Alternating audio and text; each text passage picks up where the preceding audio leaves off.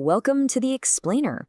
So, today we're breaking down a really fascinating day in the markets, January 27th, 2026. And what made it so interesting is that the market had this complete split personality.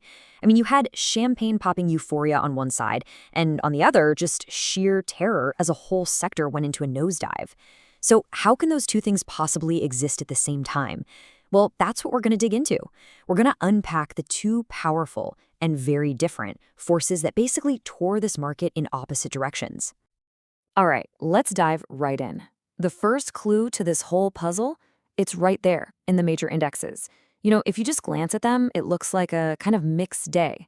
But when you look a little closer, you see a market that's really at war with itself. It's being pulled in two totally different directions at once. So this is the big question, right? How on earth can the market be both euphoric and terrified at the same time? I mean, how can one group of stocks be hitting all-time highs just fueled by this incredible optimism, while another massive part of the market is in a complete nosedive after getting hit by a sudden shock? It doesn't seem to make sense. But the data shows this contrast, clear as day. And here are the numbers that tell the story. You can really see that split personality in action.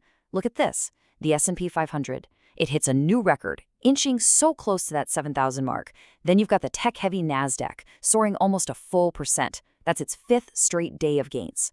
But then, look over at the Dow Jones. It's down almost a full percent.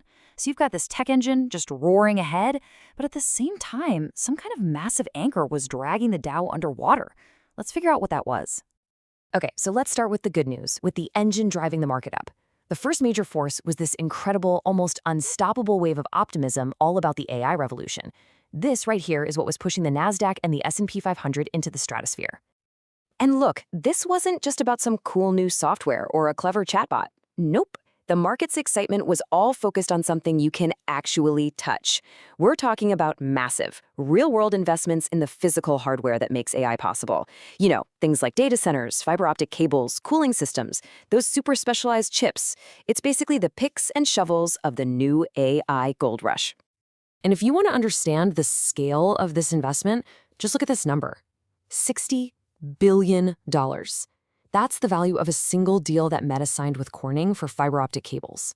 Why? Because they're building out these absolutely massive AI data centers, and they need to solve these huge data bottlenecks. So we're not talking about a small bet here. This is a monumental, all-in commitment to building the physical backbone of AI. And all that optimism, it had a direct, powerful, and immediate impact on the market. Corning stock, for example, just exploded. It jumped over 15% as soon as that Meta deal was announced. And it wasn't just them. Around the same time, the chipmaker Micron announced a $24 billion factory expansion. What happened to their stock? It shot up over 5% to a brand new all-time high. So this was the positive story of the day, no doubt about it. Real money, real infrastructure, and very, very real investor enthusiasm. But now we have to talk about the other side of the coin, because while all that tech euphoria was happening, a policy shockwave came straight out of Washington, and it sent an entire sector into a complete freefall. This was the anchor we were talking about. This is what was pulling down the Dow. And this right here is the number that caused absolute panic in the healthcare world. So the government came out with its proposed payment increase for private Medicare plans, which you have to understand is the absolute lifeblood for these big health insurance companies. Now, Wall Street, they were expecting a pretty standard increase, somewhere in the ballpark of 4 to 6%. What did they get instead? 0.09%. That is, for all intents and purposes, a payment freeze. It completely, utterly blindsided the entire industry. And the fallout was, it was immediate and it was brutal. UnitedHealth, which is a massive component of the Dow Jones, saw its stock absolutely plummet by nearly 20% in one day. Humana wasn't far behind, falling over 16%. And here's the kicker. Because UnitedHealth has such a high stock price, its collapse was the single biggest reason the Dow finished so deep in the red. It dragged the whole index down, even while other parts of the market were rallying like crazy. Analysts on Wall Street saw this immediately. They knew it wasn't just a bad day for a couple of stocks. As one analyst, Jared Holes from Mizuho, put it, this was a systemic shock. And what that means is it's not just a temporary glitch, it's a fundamental threat to the entire industry's business model. All of a sudden, the market was having to price in a future where government payments were going to be way, way lower than anyone expected. Okay, so let's recap. You've got these two totally different stories happening at the exact same time. So how are investors supposed to deal with that? What do you do? To really understand, we have to dig into their psychology and look at their actual strategies they were using on the ground. So first up, there's this really fascinating strategy that people are calling the taco trade. And basically, it's when investors make a conscious decision to just ignore political noise. In this case, there were some tariff threats against South Korea floating around, and these investors just treated it as, well, as noise. Instead of panicking about the politics, they stayed completely focused on company earnings and fundamentals, essentially betting that good business will win out in the end. But then, happening at the exact same time, you have the polar opposite strategy, what's known as the debasement trade. You see, the US dollar was plunging, hitting a 4-year low, and that got a lot of investors really worried about the value of their cash. So to protect themselves, what do? They pile into hard assets like gold, and that demand pushed the price of gold to a new record high of $5,100 an ounce. This is pure financial insurance. So which emotion is winning the day? Is it greed or is it fear? Well, this slide pretty much gives us the answer. The Goldman Sachs Risk Appetite Index. It surged to its highest level in years, officially crossing into the extreme greed zone. So what does that tell us? It tells us that even with all these very real worries out there, the fear of missing out on the AI rally, that FOMO, was the single most powerful force driving investor behavior. So the big question is, what does all of this mean for you, for your strategy? I mean, how are you supposed to navigate a market that's acting both greedy and fearful at the very same time? Well, if you look at how the market is behaving, it's actually suggesting two very clear, very distinct paths forward. It's almost like investors are being forced to pick a side, to choose a lane.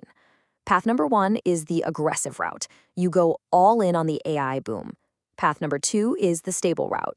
You focus on protecting yourself against all the economic and political uncertainty that's out there. Okay, let's break down that aggressive playbook. This is basically a bet that the AI infrastructure build-out is really just getting started. The whole rationale is that big tech companies are going to keep spending massive amounts of money, what we call CapEx, and that spending is going to continue to lift all the related hardware and software companies. Now, what's the key risk here? It's that if one of those giants, like a Microsoft or a Meta, even hints that they might slow down that spending, this whole story could unravel, and fast. For this play, investors are looking at ETFs like SMH for semiconductors or IGV for software. Now, for the stable playbook, this one is a pure hedge. The logic is really simple. You've got a weak dollar, you've got geopolitical uncertainty, so physical assets like gold and silver start to look really attractive as a safe haven, like an insurance policy. This is that debasement trade we talked about in action. So what's the risk? Well, the biggest risk is a surprise from the Fed. If the Federal Reserve suddenly becomes more hawkish, that could strengthen the dollar, which would almost certainly cause the price of precious metals to fall. For this strategy, investors are using ETFs like GLD for gold and SLV for silver. So when you boil it all down, this divided market really forces every single investor to answer a fundamental question. On one side, you've got this incredible technological revolution that feels unstoppable. On the other, you have these profound political and economic risks that feel, well, immovable. So which story do you believe is going to win out and define the future? Are you betting on the unstoppable force of innovation, or are you hedging against the immovable object of uncertainty? On January 27th, 2026, the market itself couldn't decide. And honestly, that's what makes this all so fascinating to break down.